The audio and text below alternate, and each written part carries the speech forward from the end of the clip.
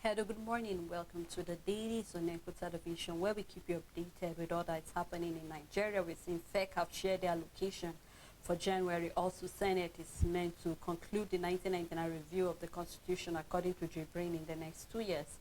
And then also we are seeing the number of repentant and also survivors of Boko Haram after 15 years, ever since they have been dealing with Nigerians. So these are many of the stories that what we would love to look at this morning. Remember, you can be part of the show, the conversation going on here by dropping your comment and your views as well on our Facebook and YouTube handle. I'm Stella Elisha Dasha. I'll be doing the program with Rachel Tansy. Good morning. Morning, Stella. How you doing? I'm fine. How about you? Great. Thank God it's weekend. Yes. Yeah. All right. We shall go straight into the papers, starting with the Voice of Liberty newspaper. On the Voice of Liberty, Naira to slump further above 2,000 to $1 in official market. This is a prediction coming from IMF. Senate to conclude 1999 Constitution review in 2 years, coming from Jibrin. And we have federal government benefiting from dollar rise against Naira, as speculation coming from Ali Ndume. The big story, military to go after coup d'etat advocates in Nigeria, coming from CDS Musa. Chief of Defense Staff General Christopher Musa has said those calling for coup d'etat are enemies of Nigeria, assuring that the law will catch up with them. On Forex crisis, governors converting monthly allocation to dollars, activists alleges. Reinstate subsidy, remove governors from palliative chain, Ariwa Group urges Tinubu. FIRS didn't give 30 billion naira to any state, Apabio playing politics. Now, this is a statement coming from Makinde, and we made mention of that yesterday. Yeah. When we saw it, because it was on the paper. Yesterday was Thursday. It was on the paper on Wednesday, and then when we talked about it yesterday, and it was like, did they really receive it? Because we haven't heard any governor saying they have. And now we're hearing Governor Makinde saying that the state haven't received any type. I mean, he is the governor. He should know better if his state have received 30 billion naira from the government, and he is now saying that the Senate president, because 30 billion is big, said that 5 billion for palliative was not received in last year. How would we believe that somehow the federal government now have 30 billion to give every state when they couldn't give 5 billion? So and how much is our budget for 2024? How much is our budget? I mean, that we would think, and I was like, well, let's wait and hear from the state governor, because every time the federal government will say they've done something, but we never hear the state governors acknowledging that we have received this money. Sure. The same for the trucks of rice and for palliative last year, the same for the 5 billion. It just went down the drain and nothing, and now we're hearing 30 billion. I'm like, wow. So we have that kind of money, and we didn't see 5 billion. We didn't see trucks of rice. You are from 102,000 metric tons. You're down to 40. I mean, and all of that. So let's just see what other governors have to say. But I believe that this is a revelation that makes sense to some extent, that, you know what, 30 billion is a big money, and if state governors have received it, they should make mention of it. Of course. Yes. Still on Voice of Liberty, Nigeria under siege by terrorists, bandits, criminal gangs. This is coming, and this is on insecurity, and this is NBA writing to President Tinubu, and that's all news on Voice of Liberty. Let's take a look at the Guardian newspaper. 15 years of insurgents, tales of woe for survivors, joy for repentant terrorists. Now we're seeing that the total number of IDPs is 3.6 million naira, out of which 2.65 billion IDPs in the northeast, of course, because they have been attacked more. And then we're having 452,219 are households, and then 2.19 million are actually individuals. Now we're seeing, of course, women are more, because we have about 24% of those population are women, 19% are men, and then we have 31 are girls, and then 26% are boys. So we're having more women and more girls in the IDP than men and boys. And now we're seeing that another 594 were recently set free by the Nigerian Army under Operation Safe Corridor. This brings the total of 4,072. Now we're seeing that this data is actually showing us the Nigerian displacement report and then the Defense Ministry. Now we're seeing that a number of people being killed by the terrorists is about 35,000. And then the total released repentant terrorists is about 4,072, which we saw down. Those were the out of the number. That's when we've seen about 594 have been released by the army. Those were actually in prison. And then we've seen that about 1,935 recapitalized and released into the society in Borno State. We were seeing them being real and being brought back into society. And then 1,553 graduated from the Malam CD camp in Gombe State. Now, looking at all of this 15 years into how things have been going in the government, well, we look into more rehabilitation of those who really have repented, and then what the government will do about this, about 3.6 million numbers of IDPs, and then the women that have been displaced from their homes, so we can see them going back again. We're still seeing that NBA, that's a Nigerian Bar Association, is talking about the fact that we're still having insurgents being a threat to Nigeria. So let's see what the government will do concerning these numbers after 15 years of being under siege of these insurgents, Boko Haram, and other people as well, Rachel. I mean, Sally, I have a concern with the numbers. If you have total released repentant terrorists at 4,072, that is a good number. But here we're having 1,935 de-radicalized, meaning those that are no longer radical terrorists. Now, my concern is, if they are repentant, what's the difference with the repentant and the de-radicalized? And these are the ones released into the society. Yes. So this repentant one and are released of 4,002, where are they? I want to believe they are also in the society. They are. I feel they are still very dangerous because they are still radical. They're just that they have repented. The people that we are safe to say we can have in the society are the 1,935. But I don't think the federal government or people in charge of these terrorists should be comfortable that this is just the number if we have 4,720. So if we're to minus those that are no longer radical, we are still having over 2,000, just repentant but very radical, still out there, because the word here is that they have been released. So I wish that for this released and repentant are also not radical at the same time. That is all the number completely, because in the end, if they still have that mindset, they are still, we've talked about that many times. We've talked about that. We've talked about why are they even being recruited into the army? Why are we still arming people that we are not sure? These are people that grew up. Some started from childhood into this thing for 15 years. Imagine someone who we saw instances of small teenagers, boys holding weapons and killing people. Not even up to teenage age. Just not up to teenage age. And this is 15 years. And this is all what the person knows. And imagine if that person is being released because he has repented. This is the only thing the person knows. I would have been more happier if these 4,072 are the ones that are no longer radical anymore, no longer fanatics to the core and all of that, not just released into the society. It's still alarming. It's still scary for me, because that is the way they know. They can still go back to that way. But then the safer number will be 1,935.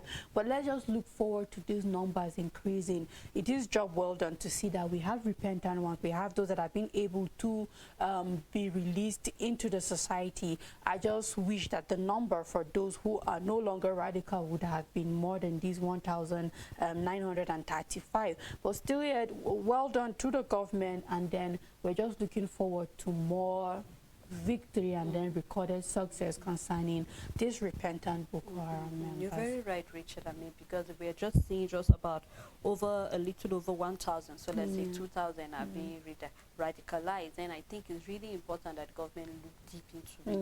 You and I, just like you said, we've raised our concern concerning the fact that putting them back into the society risky, especially having them work in sensitive places such as the army, the immigration, the NIN, that's talking about the NIN and other places. These are sensitive places that we should not be having there. How sure are we? And then questions will be such as, I mean, if you say they are repentant, did they give you all the information you need about catching other people that is also repentant? Have they helped you have they give up information that is for them to say that we are no longer a risk to the society. But did repentance they give comes us, with confessions, of course, so did they actually confess? Because if they have confessed, Rachel, this number is quite a lot. I was hoping to see that, you know what, our army will be able to, because this is coming from the defense ministry. Yes. So I'm hoping to see that when somebody is repentant, what is our definition of them being repentant? Did they give us the information They we have need to. be able to get not. other people? Because we've seen that each time our army are planning to go in there,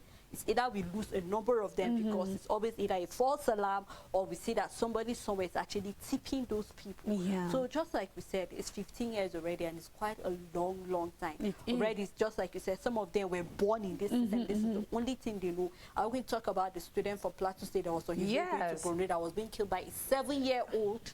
How on earth did a 7-year-old know how to operate an AK-47? And time has gone now. You get, and time has gone. Yeah, and so he's we're just older. hoping that the government will do more. And then we need to know, maybe the way they're being rehabilitated, they need more. They need more. So let us have other states where, apart from Gombe State, where we're seeing that about 1,000 graduated from the CD CAM in Gombe State, let us see other northern states as well, because we're seeing more numbers are in the north than any other part. Now, still on the Guardian newspaper, we are having Senate reps to pass the Southeast Development Commission bill, which you can find on page 24. 3 months after military yet to release final report on error throw, talking about that happened in Kaduna State. You can find more detail of that on page 3. PDP fraction produced Shaibu Ihodalo for the Edo Guba polls. You can find more detail of that on page 3. Fresh worries for Naira as FEC shares 1.149 trillion Naira to the federal government, states and local government areas. And then on the issue of hardship coming from Lagos State, we are seeing that the governor have taken a very drastic step, saying the fact that he announces 25% slashing the fares and other palliatives. Among the other palliatives, the fact that he says henceforth federal civil servants will be going to work 3 times in a week because of the hardship. And I'm looking forward to seeing other governors in various states looking for a way that they can actually make the stress less, since we know that there are some states that do not have so much of revenue to actually help their workers. And I think we saw that starting from Kwara State. I think he was one of those governors I really applauded, providing buses, and then there was 10,000 naira to add for workers, and then reducing it that you only go to work from Monday to, was it Wednesday or Thursday, and then so that you'll be able to save something. So I'm looking forward to seeing other state governors doing the same. You might not take the same step, but then you can also look for something that's also peculiar and unique to your own, state, and also help civil servants, because people are really going through a lot through this hardship. So let us we really applaud the governor of Lagos State for this step, and we look forward to seeing more governors doing the same as well. Downside, we have take steps to avert planned protests. Afenifere tells Tinubu, Labour and others. You can find more detail of that story inside the paper, and that's all on the Guardian newspaper. On Blueprint newspaper, the big story, ongoing reforms in the interest of Nigerians. A statement from the president assures on new investment opportunities tackling poverty. We will work with executives on nation's challenges coming from Abbas. ASU urges federal government to meet public varsity lecturers' demand. Senate kick against service extension for NAS Clark and others. And from FAAC, federal government, states and local government councils share 1.149 trillion naira for January allocation. Afrobasket qualifiers, federal government steps in as the Tigers storm Tunisia. Still on the paper, Sanwo-Olu cuts fare for public transport by 25%, OK's 3 official working days. Military warns against call for coup, urges patience among Nigerians. Southeast leaders drum support for federal government. Strange disease kills 3 health workers and patient at military hospital. This should be investigated quickly. This happened in Kaduna State. Man allegedly kills mother over hard times in Cross River. This is sad. You can find details on page 7.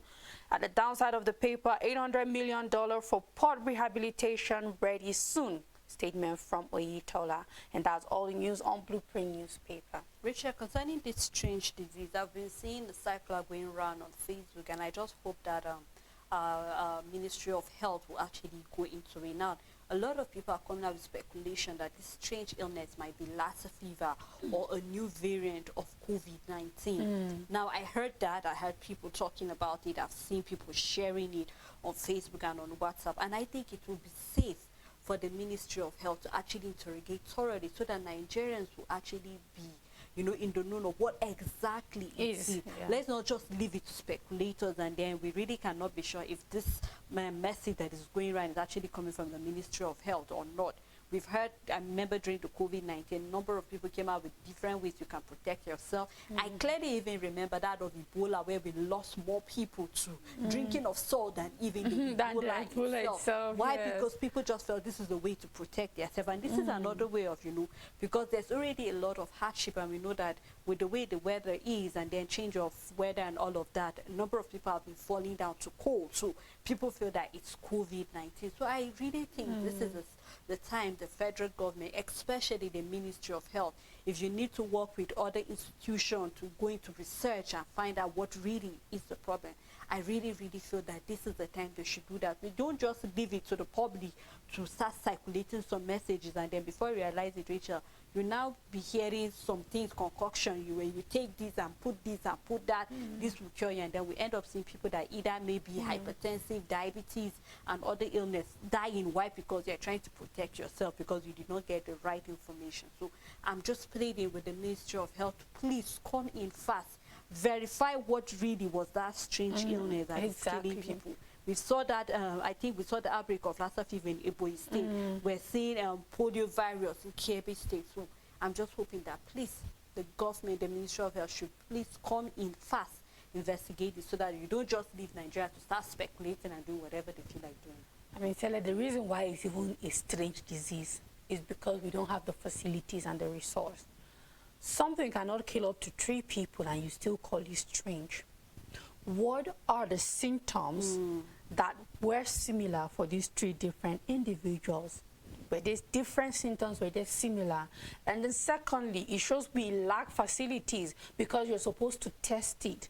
And we know that virus diseases, they have pattern. We keep saying that we're not medical people, but with our little knowledge is that when you look at it, when you test it, you're able to say that, okay, you know what, this virus or this disease looks like this, it looks like that, it looks like this. And then you're able to tell people the symptoms, and then you're able to immediately give out something, flyers, information, letting people know that, okay, we're not sure what this kind of, don't call it strange, but tell people it has this kind of symptoms, it has this and that, and this is what you can do. So every time I see things like this on the paper, it shows us that there's so much gaps to be covered in our health sector. It's too wide, it's too big, that after 3 people are dead, it's still called strange.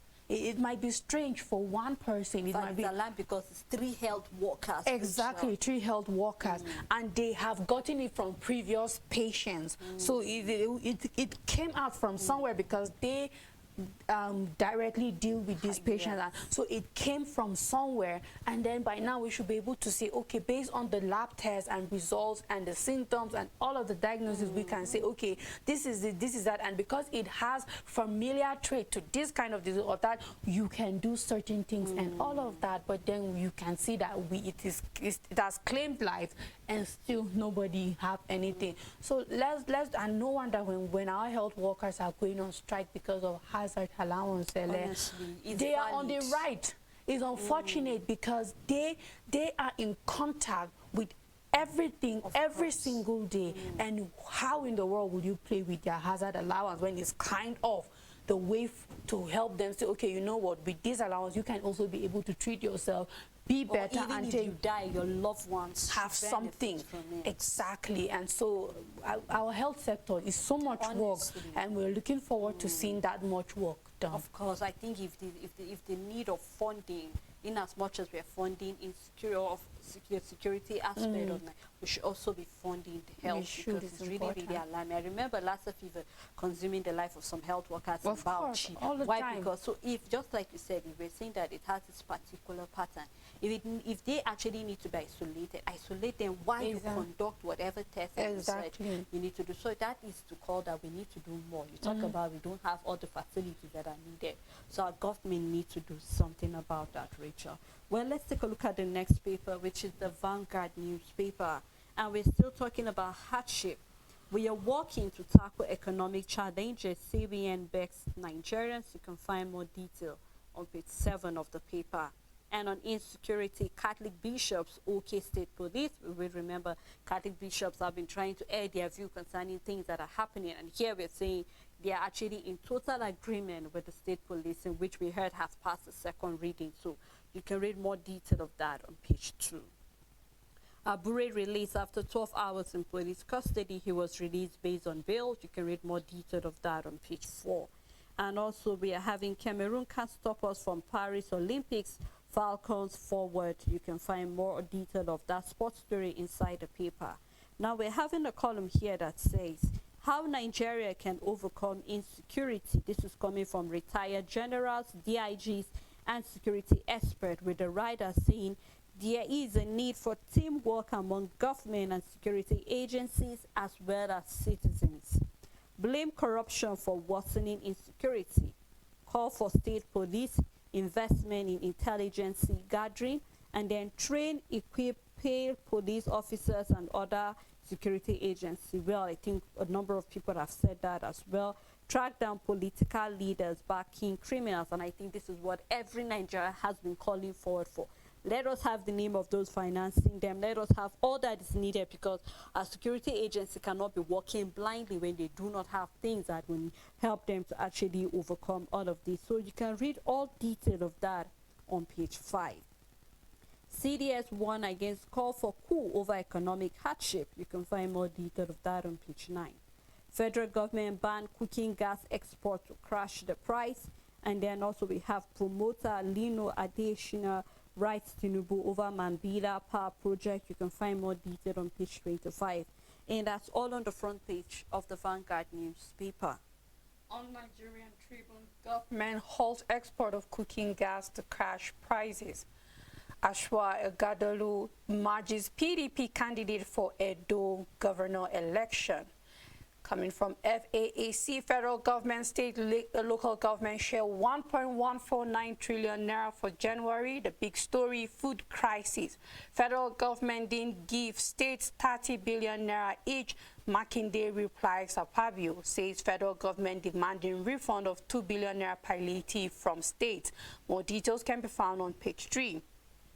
Ogun to begin sale of 100 trucks of rice at cheaper rate to give the poor, elderly, vulnerable free allocation. Senate passes Southeast Development Commission bill. Igboho returns, attends mother's burial. And an Edo APC primary, Y02 took over from Uzodinma. This is coming from the NWC. Imo governor not sacked, party says. Testimonies about our patriarch consoled us. A statement coming from family. Dignitaries converge on Owo for service of songs. Christian wake burial service holds today. This is still on Akeredolo. You can find details on page 36. Sanwo-Olu announces measures to ease hardship, reduces working days for civil servants, approves 25% discount on food purchase, BRT and others. Government to engage 1,000 caterers for daily free meal for residents. And that's all the news on Nigerian Tribune. That's so nice of Lagos State. You know? Yes. I mean, employing about 100 caterers for daily feed. So that's like giving an employment and as well as feeding people. I really think Lagos is trying their best. They are. Well, we applaud him for that step. Let's take a look at the next paper, which is, I think I'll be looking at the next paper on my list here should be the Metrics newspaper. Hardship, federal government suspend exportation of cooking gas in bid to tame the rising prices. You can find more detail of that story inside the paper. And still on the Metrics newspaper, on AFCON, we have Shegun names best ever Super Eagles squad.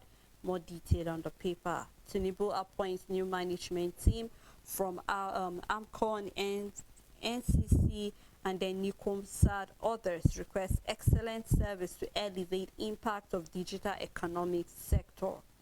No going back on my admin's reform, Tinubu declares. Says we have headwinds, now doubt, but we are now going back. Vows to do more on security, invest more in education. And then here we're having Sheitima optimistic Nigeria will overcome challenges with collective effort. Custom commence sales of 25 kg of rice at 10,000 naira to poor Nigerians today. You can find more detail of that in the paper. 3 years after Sunday Igbo, who returns to Nigeria for modest burial, and on economic hardship, Lagos announced 25% reduction in public transport fare. Downside of the paper, we are having, despite floating of Naira, revenues to federal government, state, local government areas in January 2024 lesser than same period in 2023.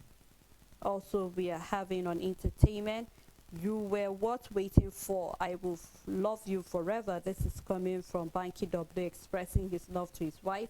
For those who are into the entertainment industry, you can read more detail of that on page 15. We have a picture story creating investment opportunities while tackling poverty, and that was a meeting that was held in the presidential villa where all other representatives in various places were present yesterday during the meeting. So you can do well to grab the paper and read more detail of any other story that is of interest to you. On the Daily Times newspaper, military might alone can't win anti-terrorism war. Stakeholders harp on securing schools to improve enrollment. Federal government TUC parley as NLC insists on protest. Federal government committed to gas emission reduction in transport sector. Details can be found on page 4. The big story on the paper, hardship. Makinde tackles a Pabio over federal government 30 billion naira give to state. No going back on economic reform, says Tinubu. You can start with the details on the front page. Alleged 10 billion naira fraud EFCC to arraign ex-Kwara Governor Ahmed today. You can find details on page 2, and that's all the news on the Daily Times newspaper. Right, before we continue further with other paper analysis, we would love to take a break at this moment, let you chew all the story we are seeing that the military is giving a warning to people who are suggesting coup because of the hardship. Lagos State Governor is doing something his own part by, reducing transport fare by 25% and also telling workers that henceforth they will be going to work maybe 3 times in a week just so that he could help them to save costs for all the hardship that is going on. So many other stories we looked at this morning. We'd love to hear your own views. So remember, you can drop it on Facebook, on YouTube. Please stay tuned with us. We'll be right back after the break.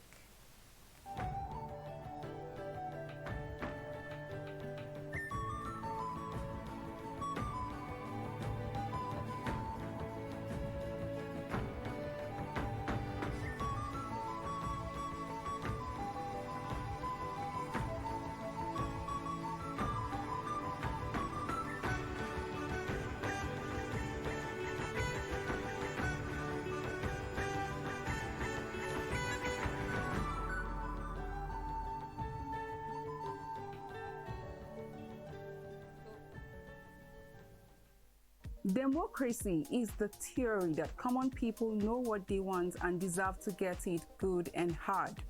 Join me every Friday, 7 p.m. on National Talk for analysis as well as in-depth perspective on issues as they unfold in and around Nigeria, as well as an opportunity to add your voice.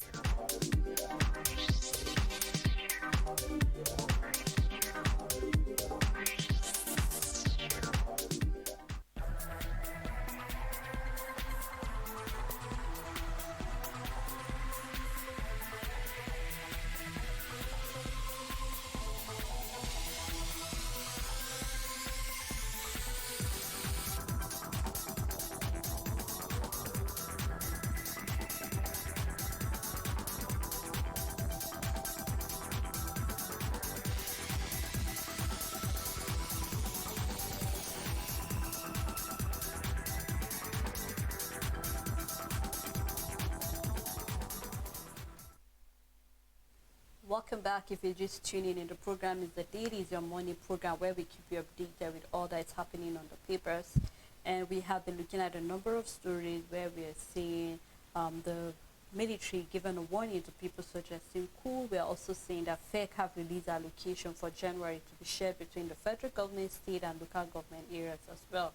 We have many other stories we have looked at on this morning, so we'll love to hear your own views, so you can drop it on Facebook and on YouTube. I'm Stella Elisha. I still have Rachel Tanzi. Thank you. You're welcome, Sarah. All right, let's take a look at the leadership newspaper.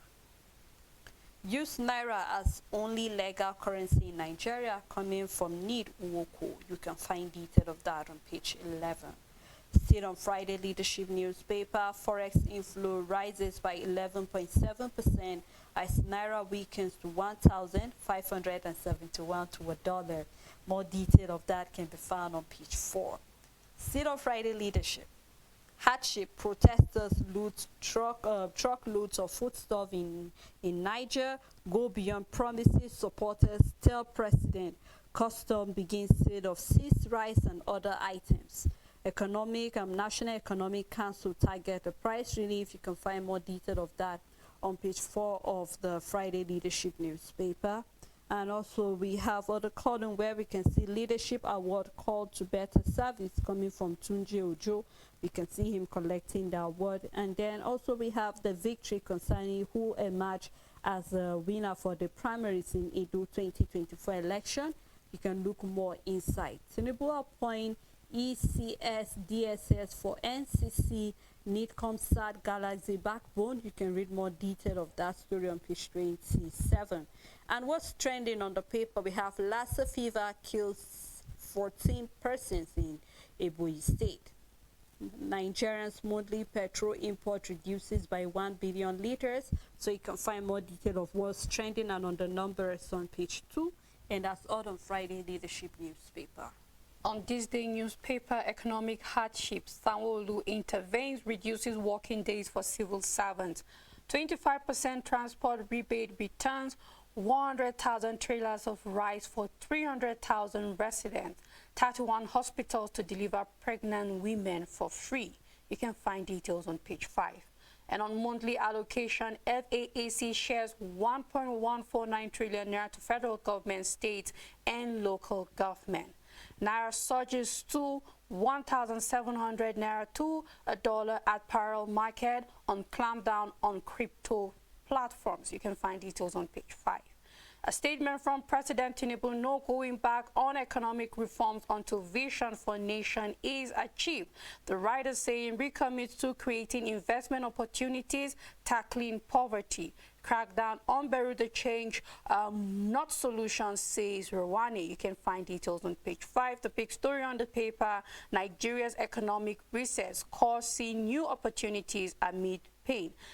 This day editor review impact of devaluation on Africa's largest market, present 5 ideas for a new Naira. This is the part 1. You can start with the details on the front page and continue on page 2. We have picture story, Godalo emerges Edo PDP governorship candidate. A picture showing him, and that's all the news on this day newspaper. On the Nation newspaper, cooking gas export may end to cut price. We are having priority shift to domestic use. More detail found on page 4 of the Nation newspaper. FEC monthly cash hit 2.07 trillion naira with the rider 1.1 trillion naira shared and then 919 billion naira saved from the monthly allocation being gotten. You can find more detail of that on page 2. Military one coup advocates, and then we have Ibohu back after 3 years self-exile. You can find detail of that on page 5. President knocks permanent sec for slowing down governance, with the writer saying Tinubu demand monthly key performance indicators, no to unacceptable delays. Now we have a caption here that said, let us make our children's dream come true. Why are we slowing that down? It is not just shameful, it is unacceptable. We made a pledge to bring our people out of poverty. You should not increase their vulnerability. Do not compound the tough situation with unacceptable delays. This is coming from the president to the permanent secretaries. You can find more detail of that, warning and all of that on page 2 of the paper. Akeredolu takes final bow in Owo today, which we are seeing that his burial will be taking place today after the service of songs and all of that. We have Lagos Ogun Custom unveils food and other palliative. We can see picture of the palliatives there being shared. And then police begin joint patrol on Lagos Ibadan Road, and then Makinde attack Akpabio, which we saw in the paper concerning the 30 billion that he said was being given to governors. That's all on the Nation newspaper. On New Telegraph newspaper, the big story, Ariwa Economic Forum to Tinubu, reinstate subsidy, remove governors from palliative chain. As hardship worsens, Tinubu no going back on reforms tackling poverty. Governors not aware of additional 30 billion naira allocation, a statement from Makinde. We're on trial anytime naira is on trial, the statement from CBN. Urges patience and promise eminent relief. Adopt participatory governance, Catholic Bishop urges Tinubu political leader, says Nigeria descending to chaos and anarchy. You can find details on page 2, 3, 7, 8, and 29. At the top of the paper, Nigeria's annual GDP growth dropped 0.36% to 2.7%. Naira strengthens to 1,862 a dollar on parallel market. Increased tax collection boosts FAAC's allocation to 1.14 trillion naira for January. You can find details on page 7. Senate passes Southeast Development Commission bill. Abbas Bajabia Mila Masari orders pay tribute to Na Abba. You can find details on page 3. And on Guba, Edo Deputy Governor Igadalo emerged PDP factional candidate. FS scarcity, airlines operators may shut down soon, says Okonko. You can find details on page 28. Ibman blames fuel security on truck drivers' strike and panic buying. Abure regains freedom. This is on the Labour Party crisis. You can find details on page 4 and 5. Discontinue Nnamdi Kanu's trial, Ohanese's appeal to federal government. Still on the paper, IBEDC disconnect UCH power over unpaid 400 million naira electricity bill. Kaduna Electric set to refund overbilled customers. Custom begins rice auction at various commands today. Pegs 25 kg bag at 10,000 naira. We have a study that says infertile men at increased cancer risks. More details can be found on page 26, and that's all news on New Telegraph newspaper. All right, let's see what the first news have. We have an exclusive, a big story on the front page that says 40 million naira cash stolen from Nasarawa governor's bedroom. Few months after workers and security aides stole $20,000 from the deputy governor's office. Latest theft still being kept secret among government house staff. Theft not yet reported to the police, coming from the PPRO. You can find more detail of that exclusive story on the front page of the paper. And you know, I wonder why this is actually coming on our papers, or rather I wonder why it's been kept a secret, and then it has not yet been, according to the PPRO, it has not yet been reported to the police. I think it should be reported. I mean, we're trying to cover every hole that is leaking, anywhere that we are losing money. So I think it's important that the police should sweep into action. We're talking about the government house, so something should be done to make sure that it's safe. It means they need to check the workers, the aid, the security, and everybody in the government house. Please, they should do that, so that we'll be able to tell. Of course, I know some Nigerians will be asking, I mean, why are we having such an amount of money in the government house? I mean, and all of that. But I think the right investigation needs to be done so that they can get to the bottom of the story, and then we'll have something more clear concerning the issue of theft in the government house, and then what needs to be done henceforth. There are security details in the government house. So for the PRO to say it hasn't been reported to the police, there are police that are on active duty in the government house. So either way, I believe that the security aid, the security on duties in the government house are aware of this.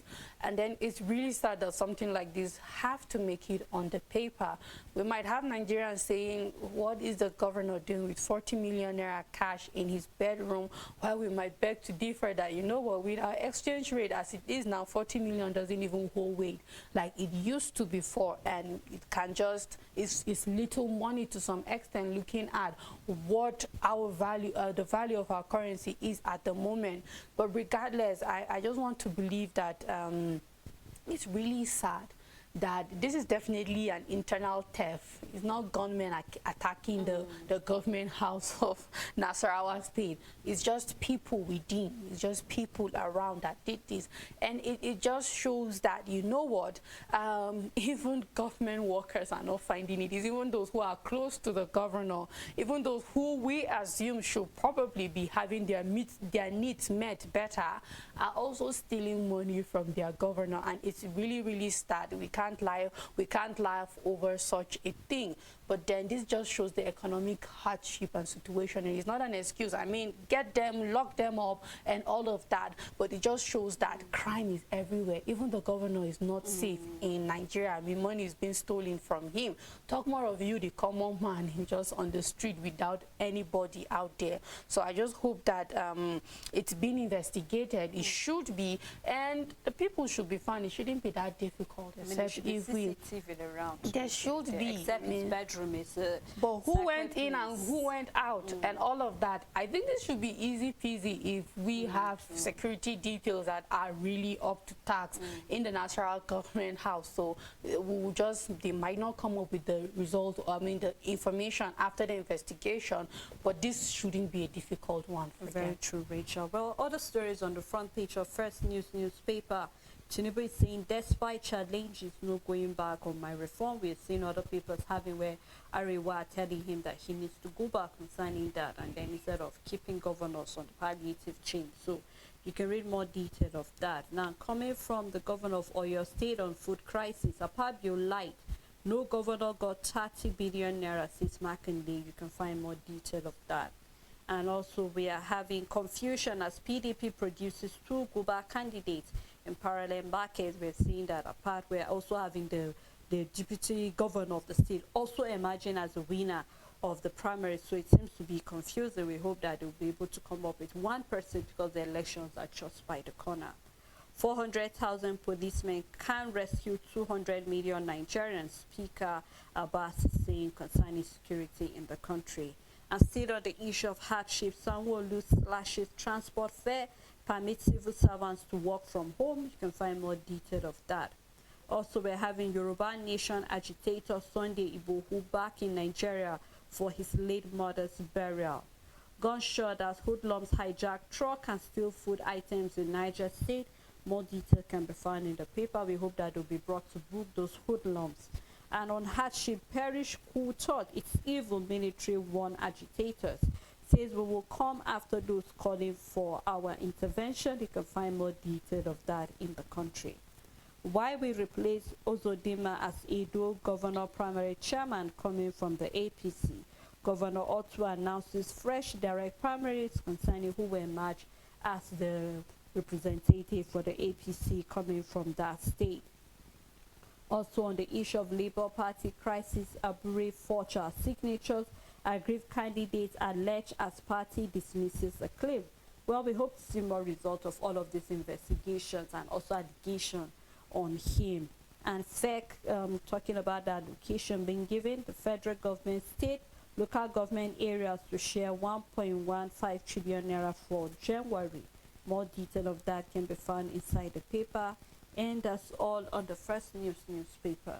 On Nigerian News Direct, growing hardship, Sanwo-Olu declares palliative measures, new work days for state workers. Abiodun unveils initiative to distribute free to the poor. You can find more details on page 21. And on Lassa fever, NCDC registers 411 cases, 72 deaths in 6 weeks. 30 billion naira allocation, Makinde denies receiving additional funding from federal government.